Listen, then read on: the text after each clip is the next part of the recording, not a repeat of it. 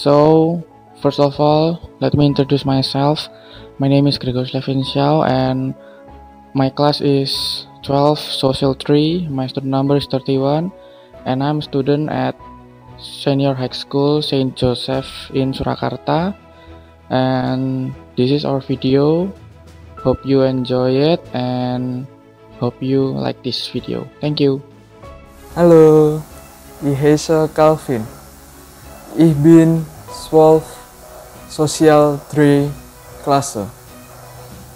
Ich besuche di Saint Joseph Junior High School in Surakarta. Halo, perkenalkan nama saya Aldira Kuspiarsi dari kelas 12 IPS 2 nomor absen 2.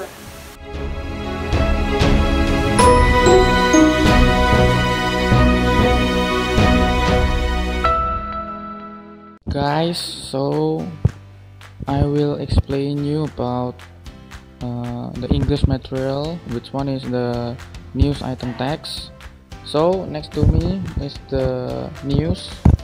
The news title is Indonesia's latest official COVID-19 figures.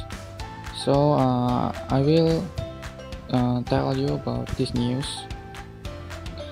The Health Ministry announced 3,507 new confirmed COVID-19 cases on Tuesday, bringing the total number of infections nationwide to 225,030. According to data released by the ministry on Tuesday, 124 more people have died on the disease, bringing the death total to 8,965. And the total number of recovered patients has also increased to 161,065. The capital city recorded 1,076 new confirmed cases, bringing the total to 556,175. Meanwhile, in East Java reported 378 new cases, West Java 347, and North Sumatra 249, and Central Java is 198, and Riau is 145. Okay, that's all the text, and thank you.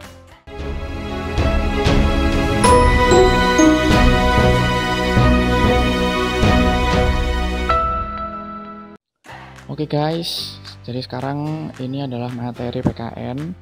Materi PKN itu tentang hak sama kewajiban.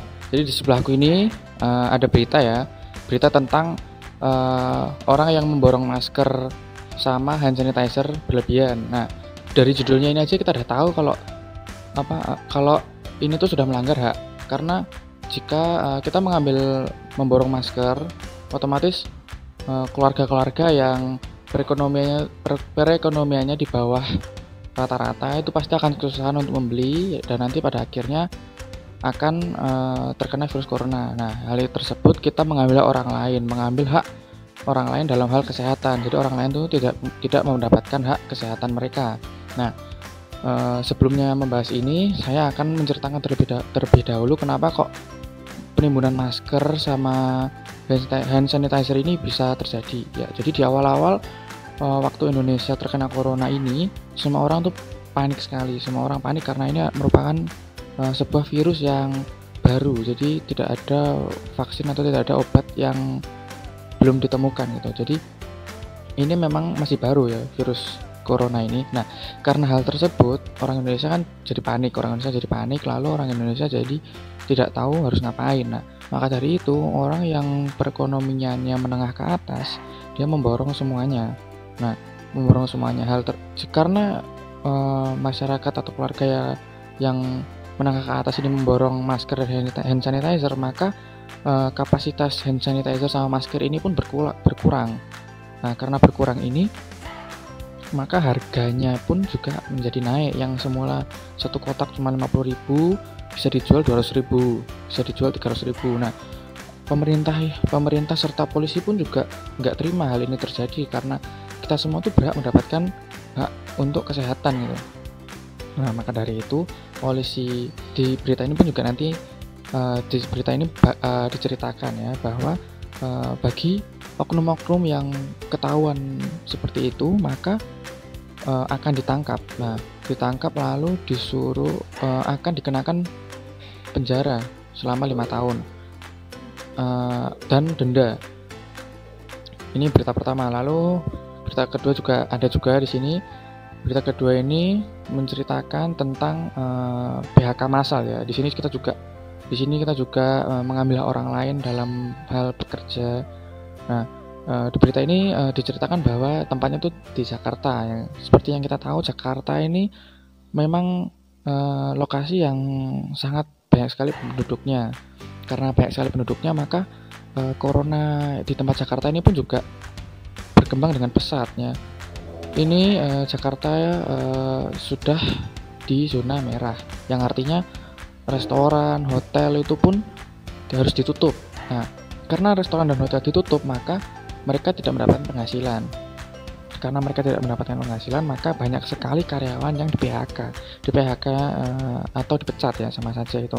Nah, karena hal tersebut banyak sekali dilakukan, banyak sekali terjadi, hal tersebut merugikan banyak sekali karyawan-karyawan. Padahal karyawan-karyawan ini pun juga memerlukan gaji, memerlukan uang untuk memenuhi kebutuhan mereka sehari-hari. Jadi menurut saya kita tidak boleh asal mem-PHK orang di saat keadaan seperti ini, karena ini merugikan banyak sekali pihak gitu. Nah, lebih baik dipulangkan saja ya, meskipun dipulangkan itu memotong gaji setengahnya ya, tapi menurut saya hal itu lebih baik daripada di PHK. Di PHK kan tidak mendapatkan gaji sama sekali, jadi lebih baik dipulangkan saja, lalu gajinya dipotong setengah daripada di PHK massal gini. Ini tuh juga hal yang terjadi karena corona. Gara-gara corona ini banyak sekali orang yang di PHK massal kayak gini ya. Sekian dari saya, terima kasih.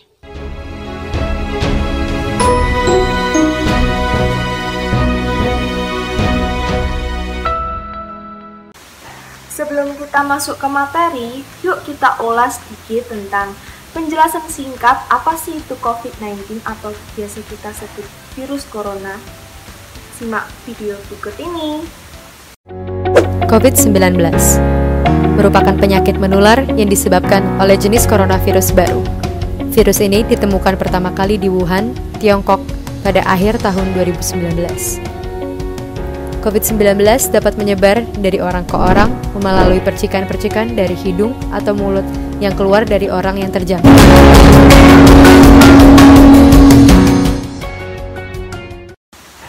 Nah, pastinya kalian sudah tidak asing dengan virus corona. Sekarang kita akan berlanjut untuk memasuki materi pembelajaran. Kita akan mengulas sedikit tentang materi pembelajaran. Yang pertama, kita akan mengulas tentang demokrasi terpimpin. Apa sih itu demokrasi terpimpin?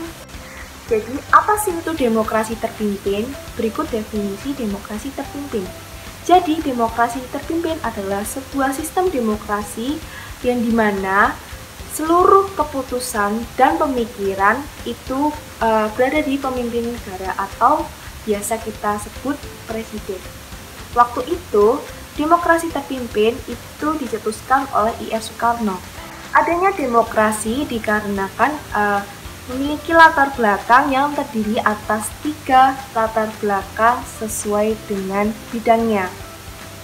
Mari kita bahas satu-satu tentang latar belakangnya. Yang pertama dari segi keamanan nasional. Banyaknya gerakan separatis yaitu di mana suatu wilayah yang mendapatkan kedaulatan untuk memisahkan wilayah atau kelompok lain, dan gerakan separatis itu terjadi saat demokrasi liberal yang menyebabkan ketidakstabilan negara. Yang kedua adalah segi perekonomian. Pembangunan ekonomi yang tidak berjalan karena pergantian kabinet yang terlalu sering dan menyebabkan program-program tidak terlaksana. Yang ketiga adalah segi politik, di mana konstituante gagal menyusun UUD baru yang menggantikan UUD 1950. Lantas, bagaimana implementasi masa demokrasi terpimpin atau perlakuan demokrasi terpimpin? Jadi, yang pertama adalah peran partai politik yang dibatasi. Dengan mengeluarkan peraturan pemerintah nomor 7 tahun 1959, di mana yang berisi partai politik menerima dan membela UUD 1945 dan Pancasila, menggunakan cara damai dari demokrasi untuk mewujudkan cita politik. Yang ketiga adalah menerima bantuan di luar negeri hanya seizin pemerintah. Yang keempat, partai politik memiliki cabang minimal 1/4 wilayah Indonesia. Yang kelima adalah presiden berhak menyelidiki administrasi dari keuangan partai politik. 2. Presiden cenderung berusaha mutlak sebagai kepala negara sekaligus kepala pemerintahan. Ketiga, pemerintah berusaha menata kehidupan politik sesuai dengan UUD 1945. Yang keempat, dibentuk lembaga-lembaga negara seperti MPRS, DPAS, DPRGR, dan Front Nasional. Terus, apa sih hubungannya COVID-19 dengan demokrasi terpimpin? Kita bisa mengambil contoh implementasi demokrasi terpimpin yang pada saat itu. Kita mengambil yang nomor 2 ya. Contoh ketika pandemi seperti ini dengan jumlah angka yang terkena itu semakin meningkat setiap harinya, Presiden akhirnya memutuskan untuk memperketat berbagai peraturan dengan tujuan mencegah penyebaran COVID yang semakin meluas. Contohnya, Presiden Indonesia Joko Widodo memberikan 7 arahan yang terbaru untuk menangani kasus COVID-19, yaitu rapid test massal, melibatkan tokoh agama, stop ekspor alat kesehatan, jangan liburan, insentif UMKM, stok pangan, dan insentif bagi tenaga medis. Semua dilakukan melalui kuasa Presiden secara langsung, karena dengan adanya wabah yang semakin menjadi ini, dan pemerintah berusaha membantu segala bentuk untuk mendukung sarana dan prasarana tentang pencegahan COVID dan penyembuhan COVID. Salah satunya adalah penyediaan wisma atlet untuk tempat karantina. Namun itu semua terkadang tidak membuahkan hasil yang baik. Bisa dibilang gagal karena beberapa gaya hidup penerapan yang biasa kita sebut new normal itu menggunakan penerapan yang salah. Seperti saat itu adanya kegagalan menyusun UUD baru, ternyata sebelum itu diadakan pemungutan suara yang diikuti oleh seluruh anggota konstituante yang berjalan daripada tanggal 30 Mei sampai 2 Juni 1959. Diadakan pemungutan suara karena telah terjadi pro dan kontra atas usulan penggantian UUDS 1950 oleh IR Soekarno. Pemungutan suara sudah dilakukan 3 kali percobaan, namun hasilnya belum mencapai 2/3 bagian atau kurang lebih 312 suara. Lalu IR Soekarno mengeluarkan sebuah dekret yang dinamakan Dekret Presiden 5 Juli 1959.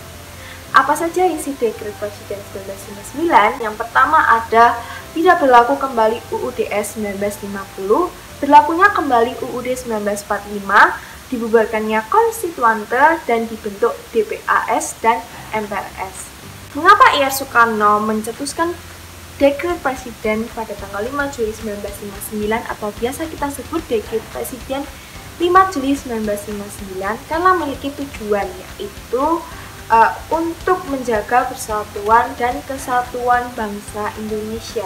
Bisa kita simpulkan bahwa demokrasi terpimpin saat itu yang dicetuskan oleh IR Soekarno memiliki ekspektasi bahwa menciptakan kehidupan berdasarkan pada permusyawaratan dan perwakilan sesuai dengan Pancasila kita atau ideologi negara. Namun realitanya adalah Presiden ingin menjadi yang paling berkuasa di Indonesia.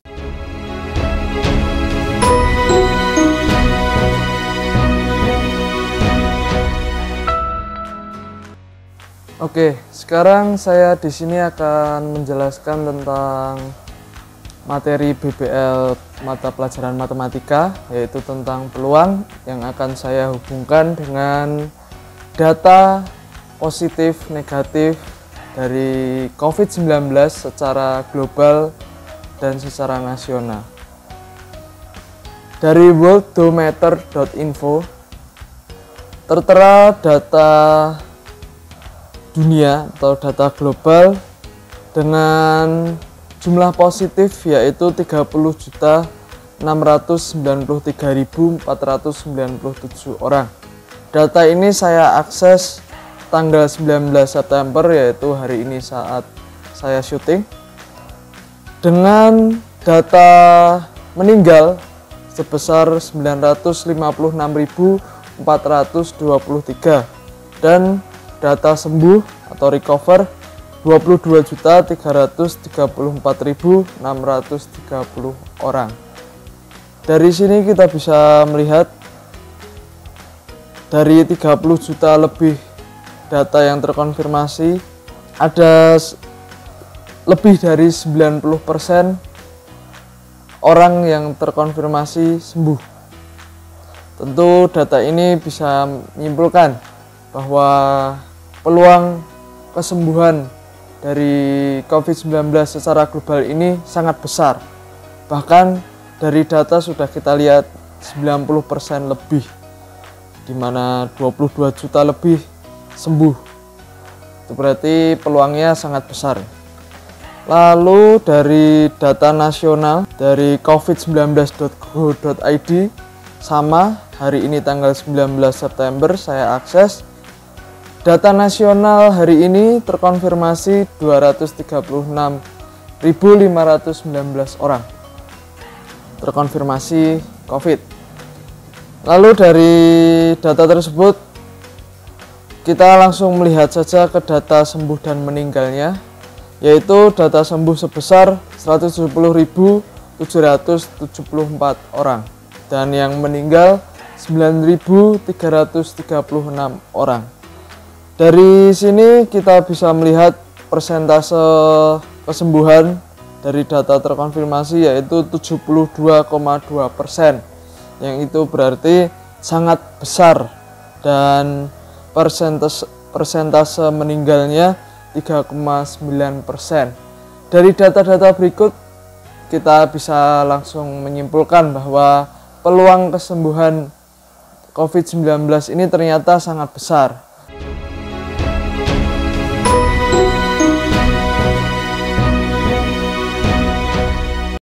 Baik, sekarang saya akan menjelaskan tentang mata pelajaran agama, yaitu tentang panggilan hidup itu sendiri. Banyak sekali kita lihat di berita-berita pemerintah menggembor-gemborkan untuk kita melakukan protokol kesehatan, bahkan tidak sedikit daerah-daerah yang melakukan PSBB atau bahkan ada yang lockdown secara wilayah maupun hanya perkampungan. Itu adalah salah satu upaya pemerintah untuk mencegah COVID ini. Lalu apa sih panggilan yang diberikan kepada kita dalam hal ini? Sebenarnya ada banyak sekali yang bisa kita lakukan. Banyak sekali panggilan yang sebenarnya datang ke kita, tinggal kita mau menyikapi bagaimana. Seperti pemerintah sudah menganjurkan untuk gunakan masker, untuk selalu cuci tangan, jaga jarak aman atau physical distancing. Itu adalah beberapa panggilan yang sebenarnya sudah sering kita dengar dan harusnya kita lakukan. Dengan kita melakukan hal tersebut, tentunya kita membantu pemerintah, bahkan kita membantu dunia ini untuk segera menyelesaikan masalah pandemi COVID ini. Dan seiringnya berjalannya waktu, kita juga pastinya akan menemukan vaksin yang tepat, dan dengan kerjasama yang baik antara kita dan pemerintah tentunya akan meringankan beban kita maupun beban pemerintah dalam menanggulangi masalah ini. Berikut saya akan menayangkan cuplikan dari Bapak Presiden RI, Bapak Joko Widodo. Kiranya video ini bisa lebih menguatkan kita. Mari kita lihat. Tidak perlu takut secara berlebihan dengan yang namanya virus corona. Karena virus corona dari data yang saya terima, 94% lebih penderitanya dapat disembuhkan. Jadi sebetulnya musuh terbesar kita saat ini adalah bukan virus itu sendiri, tapi rasa cemas, rasa panik, rasa ketakutan, dan berita-berita hoax serta rumor. Kita sebenarnya harus yakin dengan fakta, informasi, solidaritas bersama, dan gotong royong. Ya, itu jadi himbauan Pak Jokowi.